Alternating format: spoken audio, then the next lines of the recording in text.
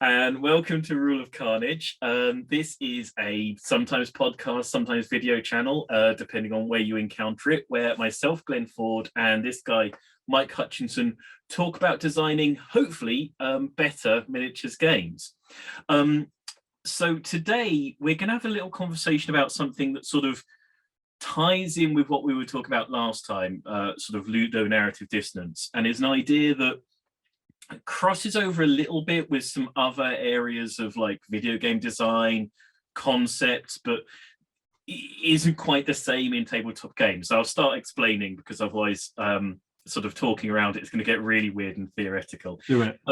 So in tabletop games, I think it's easier to sort of refer to these ideas as information which is given intrinsically to the nature of the game, and information which is offered extrinsically.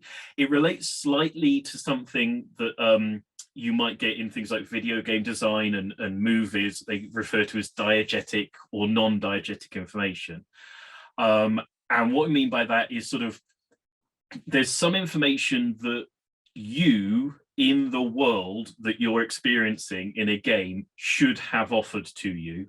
And there's some information that maybe you shouldn't have access to if you're actually being that character that you're portraying.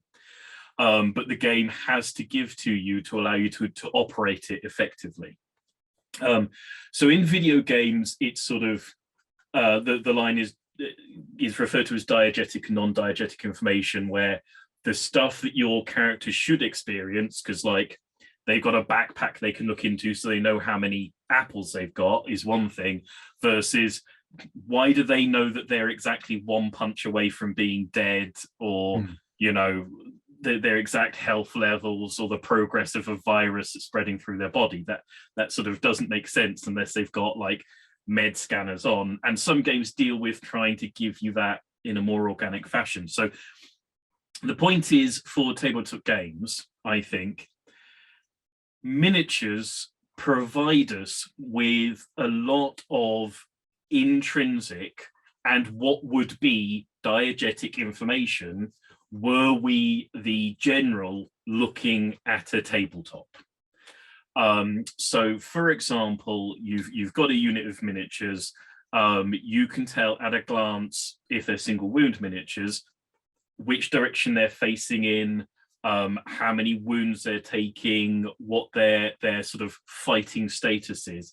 And in fact, you can walk past tabletops as an observer and get a good idea of how far along that game is, what the relative sort of strengths and weaknesses of the sides are, who seems to be winning, where in the end game it is progressing to.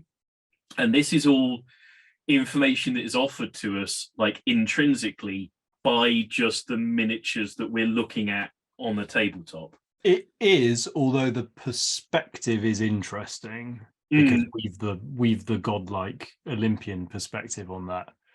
So a truly sort of in-universe, because what you're talking about sort of makes me think of fog of war things, like a truly kind of from the eye line of a miniature, like you might not have that perspective to be able to understand that.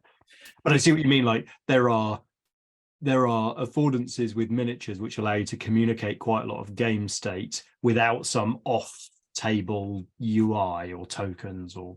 Absolutely. And I think the interesting point, and the bit that I want to sort of have a bit of a conversation about, is those bits which we take as assumed information that we should have access to and we should be provided by our opponent, which are in no way sort of would make sense diegetically. And I mean, obviously you've got the whole thing of, you know, fog of war and line of sight, and we're kind of often stuck with the fact that I can see things that maybe I shouldn't be able to see. Although I think there's a lot. Well, I mean, yeah. There's an argument that line of sight is the most diegetic of all pieces of information in any tabletop game. Yeah, and I think it comes back to that thing we were talking about with ludonarrative dissonance as to who am I? Why do I have my line of sight as opposed to, well, if that model over there is the general, why don't I have his line of sight at all points? And can we see? Right, and then why in like sci-fi games is everyone still worrying about line of sight when everyone's got the scanner thing from Aliens? Like, Yeah, no, absolutely. We have roughly the same level of communicating information between troops in ancient, games set in ancient historic as we do in games set in the far and distant future, which is totally insane because it's like see earlier episode about unreliable troops. Yeah, absolutely. And so I think so.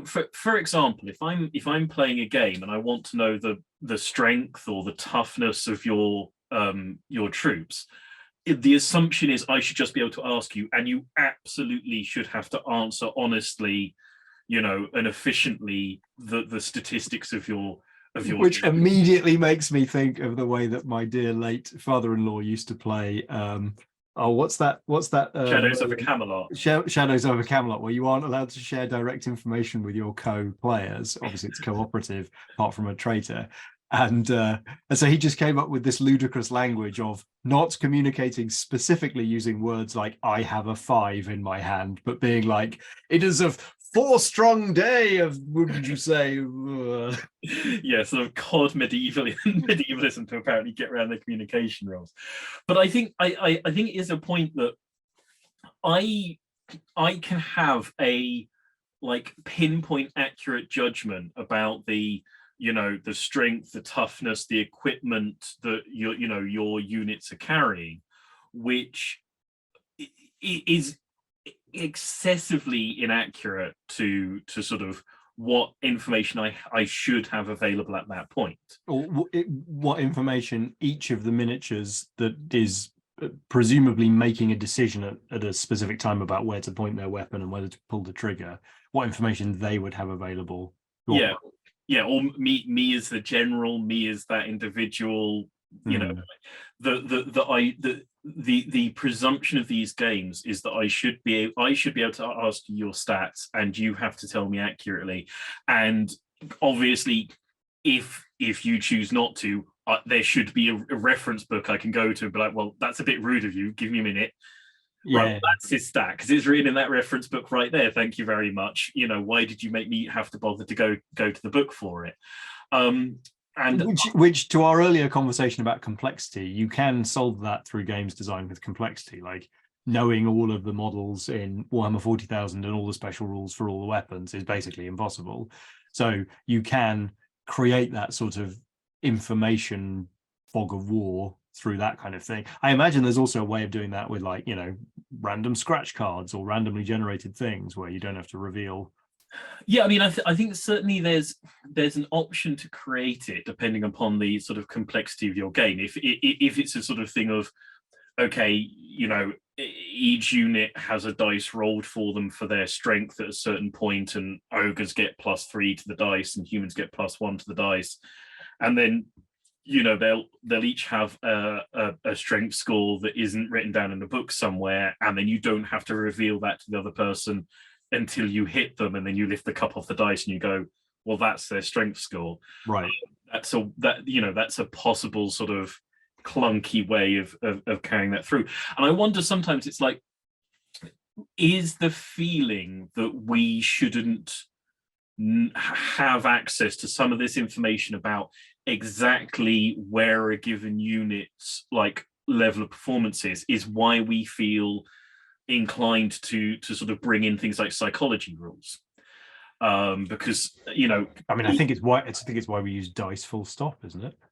I think the thing is, to a degree, I mean, there's a performative, like there's a diegetic performative uncertainty, but then there's also a situational uncertainty of like, well, we don't know exactly what the train's like, we don't know exactly what this person can see, we don't know exactly whether their ankle hurts at this exact moment.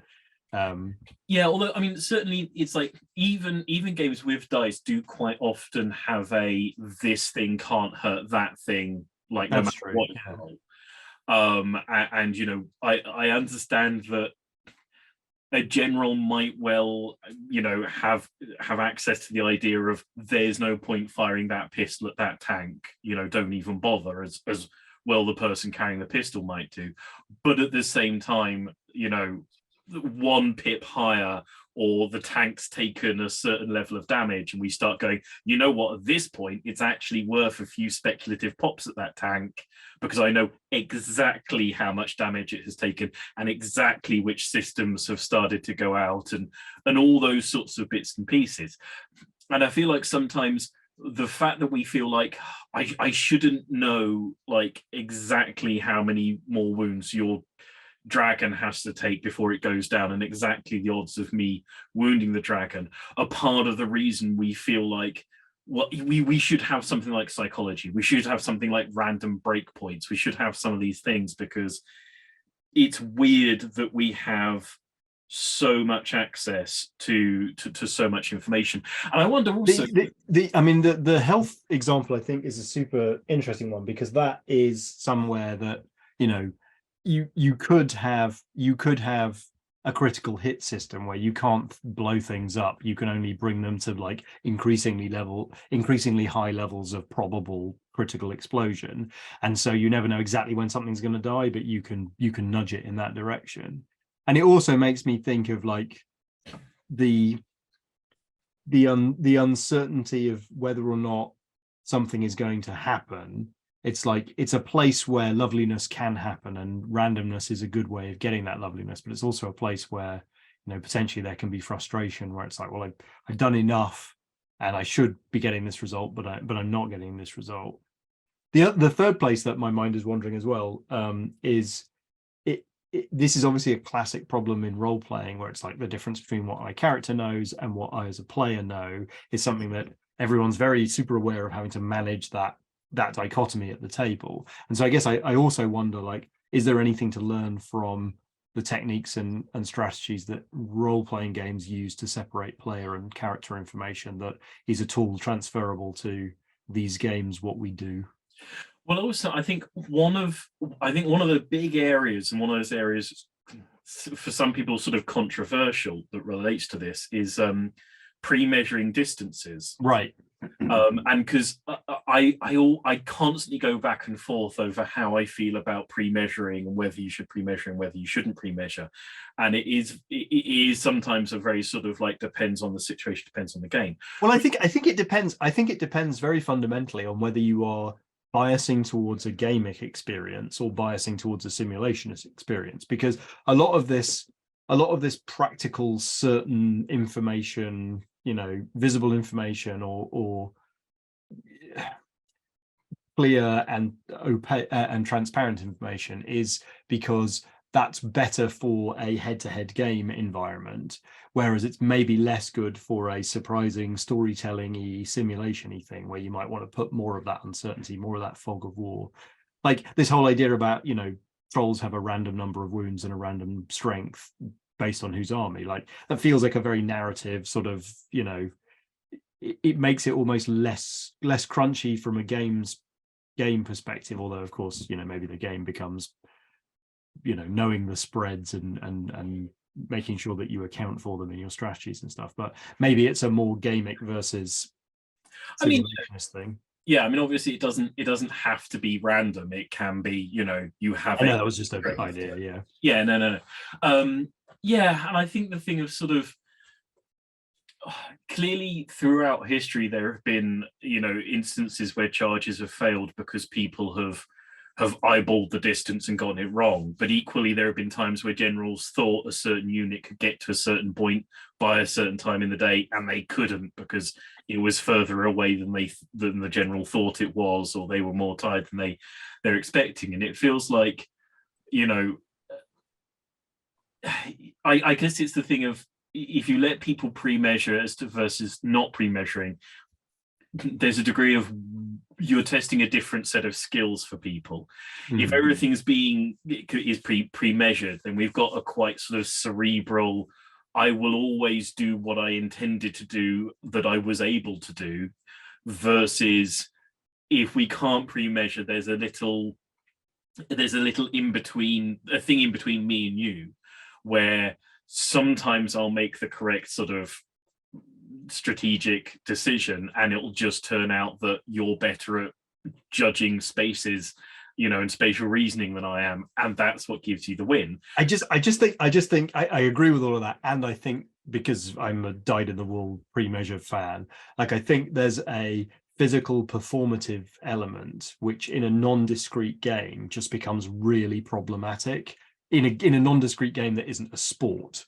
Like with chess, okay, if I make a move, I touch it, I have to move it. Like as soon as I leave my hand, like that's the thing I've moved. The same is true in a non-pre-measuring game, because I can't take that back without some potentially quite large degree of error being introduced. And also, like if I've got shaky hands or whatever, like I can't necessarily, like I'm disadvantaged by the performative element of this non-discrete tabletop. There's a fairly obvious elephant in the room about not being a fan of not being able to pre-measure, which is Gaslands. And the fact that you're not allowed to pre-measure in Gaslands, and the fact that if you do, the game specifically punishes you for having done it. Right, but interestingly, that doesn't introduce any of the problems that I've just said, because it's pre-measuring because it's not because every movement is with a movement template which is reversible, so it's perfectly undoable in a way that absolutely could allow you to pre-measure. It's one of the few games you could totally pre-measure in, and it would have no problems, and you would never ever enter into a sort of it's impossible to reverse time situation. And you like pre-measuring, but you didn't let people pre-measure in Gaslands. That's peculiar. Well, I think it was the right. Maybe I should revise my statement. I love pre-measuring in skirmish games. I don't know. Well, I mean, that's why I say I think that pre-measuring is the right thing for the right place, as a lot of the a lot of rules are. I do. So all right. So to sort of summarize where I think the nub of what you're driving at here for the general conversation is, I'll take it to a ludicrous extreme as a game design challenge. So the hypothetical challenge is, could you write a miniatures war game where the only information available to each player was broadly equivalent to the information available to the characters on the table? Like, is there some way of hiding all information that's not been discovered yet? Not just like, I don't know which magic item that champion is hiding, but like everything. Yeah. And then the sort of the more generalized, less hypothetical version of that is like, is there information that you should be holding back from the players because it's interesting to create a tension between what narratively the decision makers, the little tiny 28 mil decision makers, could have access to, and what is player information exclusively? Yeah, no, absolutely. I think in general terms, to ask some questions about which information what information you give players access to and why, how much you try and limit their sort of godlike overview and their ability to sort of reverse time when it's convenient to them, whether it's worth considering hiding off bits of information which we've assumed we should have access to. Maybe not all of them, but maybe just one or two can create a more interesting and more sort of immersive, ludo narratively sort of intertwined experience, where just to be once or twice go, oh, normally I'm always told that, but really I shouldn't have known it, and this game's keeping it from me. Oh, that's a fruity little pie that they're offering. And like I say, to sort of consider in relation, tracking back to a conversation about miniatures agnosticism, it does make me think about if you do have a game that's very miniatures prescriptive, how much information you are offering with the visual sort of nature of the tabletop, and whether you can do interesting things with that, whether you can do interesting things about, have you done your homework and learnt your opponent's sort of abilities? Maybe there's a way of sort of saying, if you haven't read up, maybe you get punished for it. Maybe that's an alternative way of going with things. There might be a whole other conversation about the miniature agnostic and prescriptive sort of opportunities there. I think there's some interesting opportunities as usual with all of the conversations. But I think for now we'll sign off on that little conversation about something to do with intrinsic information and non-intrinsic information or something. I'm not exactly certain what the correct terminology is for this one, but I think there's something there worth thinking about. If you have good terminology for this sort of semi-intrinsic, semi-diegetic thingamabob that we're talking about, please stop into the comment section. Help us out. Tell us, because I like to have words for things. When you pop down there, give us a like and subscribe on the assumption that you do like this, and if you don't, then hang you and all of your friends. Why not follow across into the Discord and have a conversation about, you know, designing a game that hides information that people would expect to know or reveals information that they don't. For now, though, I think that's going to be it from us on this conversation. So we'll say thank you and goodbye. So, bye-bye. Goodbye. Bye.